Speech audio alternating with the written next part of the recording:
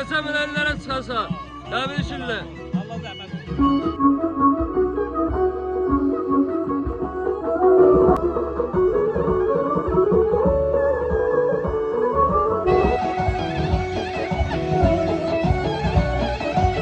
Neçə belə bayramlara çıxarsınız.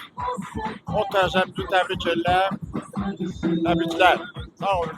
Ezik koşun. Sağ ol Məzluməndi. Təbrik edirəm. Neçə belə gözəl bayramlar keçdək. Bu məktəbin həyatında bu davamlı olsun.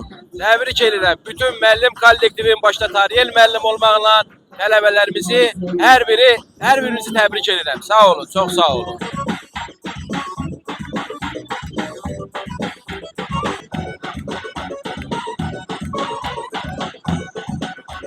Herkesin təcrübəsini təbrik edirəm. Hamıya düşərli olsun, rüzgü bərəkətli olsun. Oruç tutanların da Allah orucu qəbul etsin. Hamısı rüzgü bərəkətli olsun. Təbrik edirəm, sən də təbrik edirəm.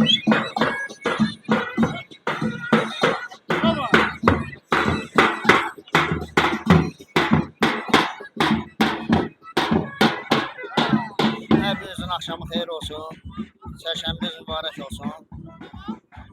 Allah xalqımıza həmişə xoş günlər nəsib eləsin. Məktəbimizin rəhbəri ilə bu təşkili bizi üçün sağ olsunlar. İftar süfrəsi də açmışlar. Allah qəbul eləsin. Hamının bayramı mübarək olsun. Can sağlığı. Can sağlığı. Təbrik edirəm hamını.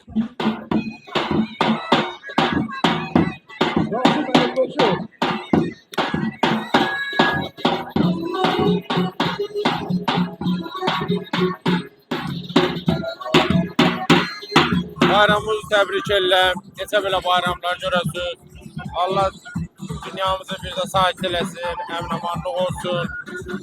Bir daha bayramımızı təbrik edirəm. Çox sağ olun, Vüqar müəllim. Təşəkkür edirəm.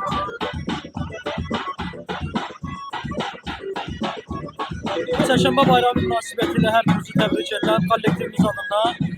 İnşallah bu çərşənbə bayramında sırflarınız bol ruzuyla dolu olsun. Qəlbinizdə həmişə sevincisi bol olsun. Daima şad günlərdə inşallah.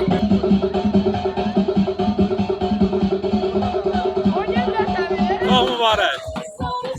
Allah hamının canına can sağlık versin. Hamımızın bayramı təbrik edirik. Neçə belə illərə çıxasınız.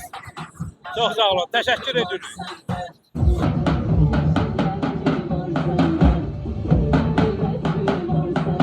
Çərşənbə bayramımızı təbrik edirəm. Allah Tariyel müəllimə uzun ömür can sağlığı versin.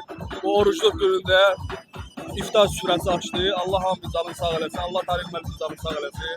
Çərşənbə bayramımız mübarək olsun. Noruz bayramımızı təbrik edirəm.